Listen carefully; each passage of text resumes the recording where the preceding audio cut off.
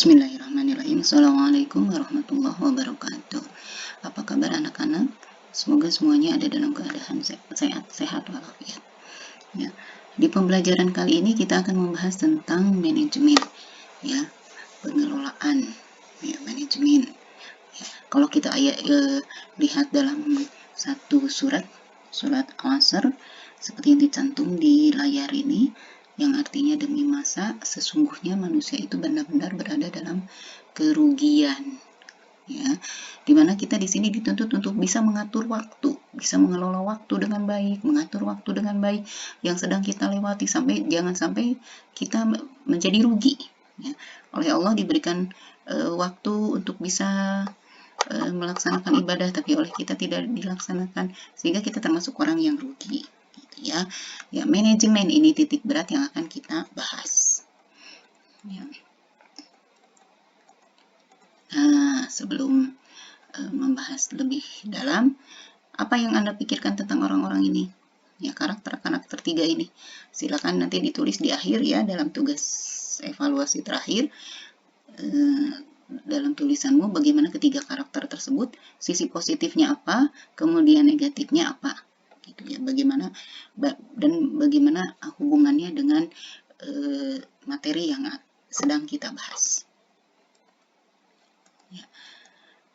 Tujuan pembelajaran dari materi ini yaitu setelah mempelajari materi ini diharapkan kalian bisa memahami tentang pengertian manajemen, jenjang manajemen, prinsip manajemen, fungsi manajemen, teori manajemen, kemudian bidang-bidang manajemen, dan menerapkan ilmu ini minimal untuk diri sendiri, bisa memanage diri sendiri, dan di sekolah bisa menerapkan ilmu manajemen ini di lembaga sekolah, misalnya OSIS dan sebagainya. Ya. Pengertian manajemen itu terdiri dari 3 kategori. Ya. Ada para ahli yang membagi manajemen ini sebagai suatu seni. Gitu ya. Manajemen adalah seni menyelesaikan pekerjaan orang lain. Seni berarti tergantung kepada karakter dan sifat dari orang tersebut. Ya. Kemudian manajemen sebagai pengetahuan, sains manajemen itu adalah bisa dipelajari, ya, bisa dipelajari oleh setiap orang baik secara formal maupun non formal. Ditinjau dari segi ilmu pengetahuan, manajemen ini merupakan bidang pengetahuan yang berusaha secara sistematis, ya, secara sistematis teratur, memahami mengapa dan bagaimana manusia bekerja sama untuk menghasilkan sesuatu yang bermanfaat bagi kemanusiaan. Kemudian dari segi proses, manajemen ini terdiri dari beberapa proses. Ya, ada proses perencanaan, pengorganisasian, penggerakan, kemudian leadership atau kepemimpinan, dan pengawasan. Ya, dari kegiatan anggota serta tujuan penggunaan organisasi yang telah ditentukan sebelumnya. Tingkatan manajemen ada 3. Yang pertama, manajemen puncak biasanya ditempati oleh dewan direksi atau direktur utama. Ya, manajemen puncak ini 70% karya yang dia berikan itu berupa karya otak, ide, gagasan, pikiran. Ya, 30%-nya kerja fisik. Sementara manajemen menengah, middle management, 50% yang dia berikan itu berupa kerja fisik dan 50% berupa kerja otak atau ide, gagasan, pikiran. Sementara yang ketiga, manajemen tingkat bawah atau manajemen pelaksana, supervisory management, ini biasanya ditempati oleh misalnya penyelia gitu ya. Nah, ini bertugas menjalankan rencana yang dibuat oleh manajemen tingkat menengah. Dari sini bisa kita lihat karya yang dia berikan 70% berupa kerja fisik, 30% berupa ide, gagasan, dan pikiran. Ya, karena dia hanya menjalankan rencana yang dibuat oleh manajemen tingkat menengah. Jadi secara hierarki garis komandonya yang paling atas adalah top manajemen. Nah, prinsip manajemen menurut Henry Fayol itu ada 14 prinsip. Ya, pembagian kerja. Bagaimana perusahaan bisa menempatkan seseorang sesuai dengan keahlian yang dimilikinya, sehingga terciptalah the right man in the right job, the right man in the right place, ya, tidak salah tempat, ya. Kemudian mengutamakan kepentingan bersama di atas kepentingan pribadi. Kemudian disiplin, otoritas yang jelas, kesatuan arah, kesatuan perintah, pemberian upah yang jelas. Ini pemberian upah juga menunjukkan profesionalisme seseorang, ya.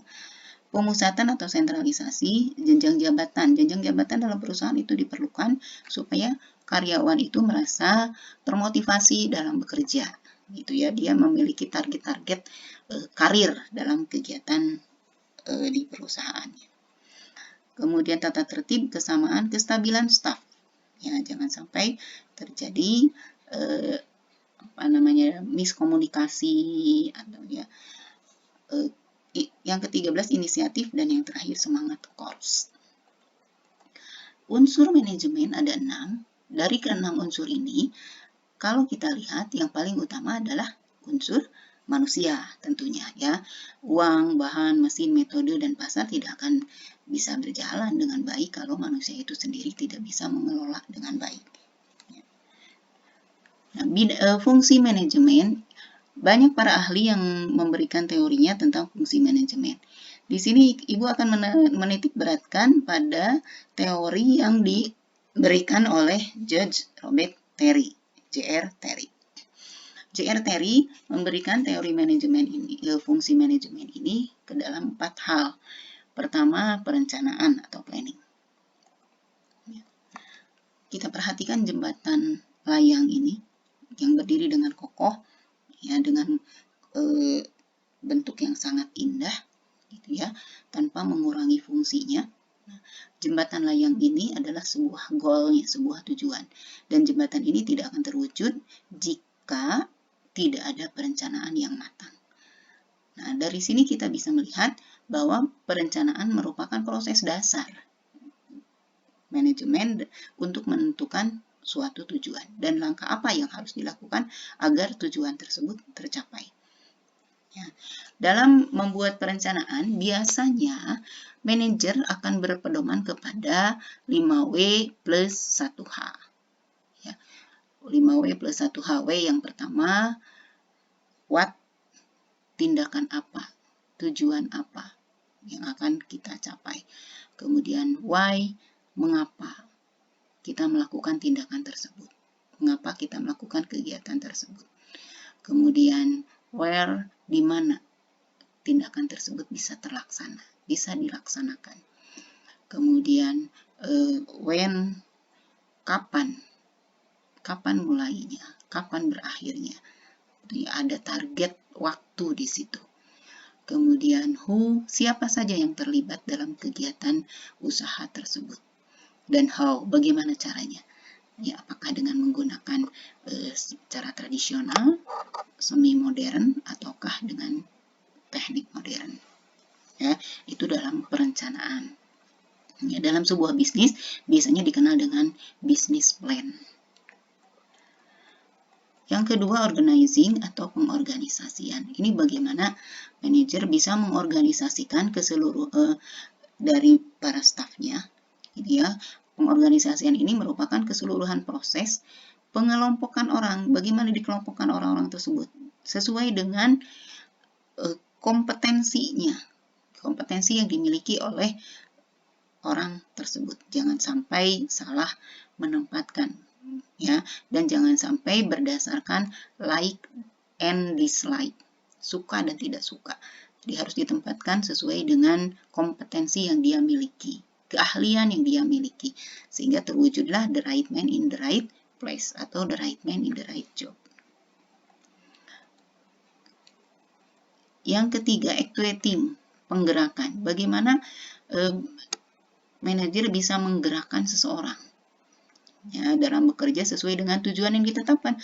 Tujuan perusahaan bisa tercapai, kemudian karyawan bisa beraktivitas sesuai dengan kompetensi dan dia juga bisa berinovasi, ya, untuk mencapai tujuan bersama itu. Ya, itu activating. Yang keempat adalah pengawasan atau controlling. dalam controlling ini ya, merupakan tindakan meneliti apakah sesuatu telah tercapai atau berjalan sesuai dengan rencana yang telah ditetapkan. Ya, seorang kontroler dia akan mengawasi mulai dari awal perencanaan, mulai dari perencanaan, kemudian bagaimana pengorganisasiannya, bagaimana cara penggerakannya. Nah, kontroler ini seolah-olah membawahi semua fungsi yang lain daripada keseluruhan fungsi manajemen.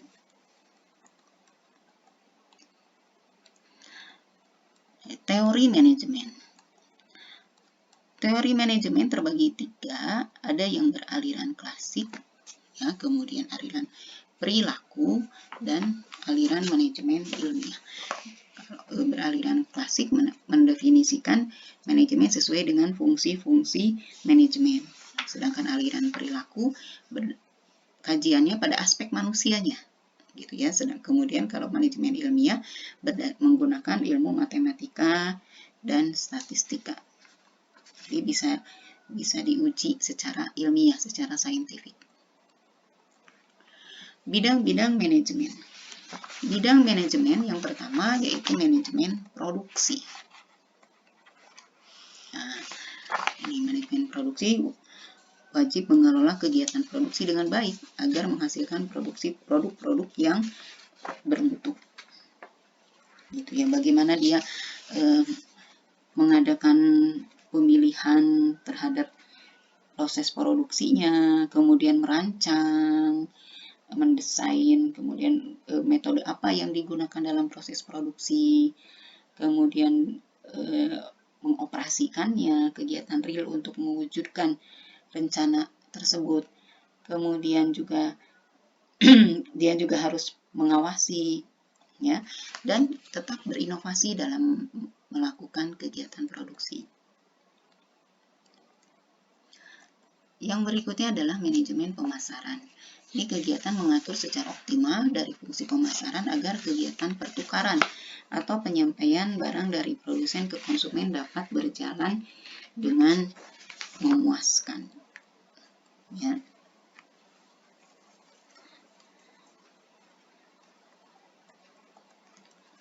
Yang berikutnya adalah manajemen keuangan.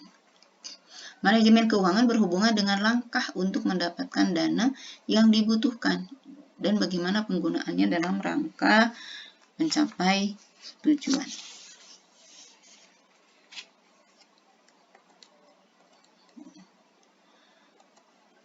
Manajemen personalia.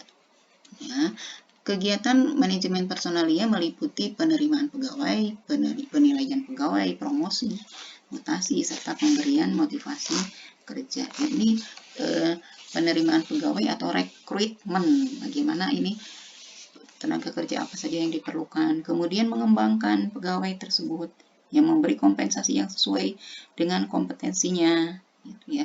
Kemudian mengintegrasikan kegiatan untuk memudahkan keinginan perusahaan, tenaga kerja, dan masyarakat, serta memelihara kegiatan yang meliputi penyusunan program keselamatan kerja.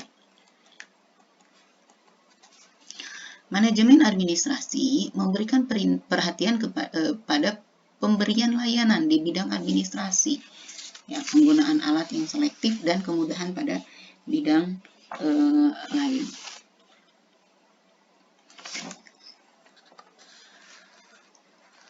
Nah, di sekolah biasanya manajemen diterapkan misalnya dalam berbagai kegiatan OSIS, ya, atau kegiatan himpunan pelajar. Ya. Nah, itu materi yang sudah dibahas. Nah, ini evaluasinya bisa dilihat, dibaca, kemudian evaluasi ini ditulis boleh di dalam MS Office, kemudian atau ditulis manual, dikumpulkan di ketua murid di KM, tiap kelas nanti KM membuat folder, dan folder itu dikirim melalui email. Ya, itu saja materi yang disampaikan oleh Ibu pada saat ini, semoga bermanfaat, dan jangan lupa jangan jadi orang-orang yang rugi. Maka pandai-pandailah kalian mengatur waktu. Ya, sekian. Assalamualaikum warahmatullahi wabarakatuh.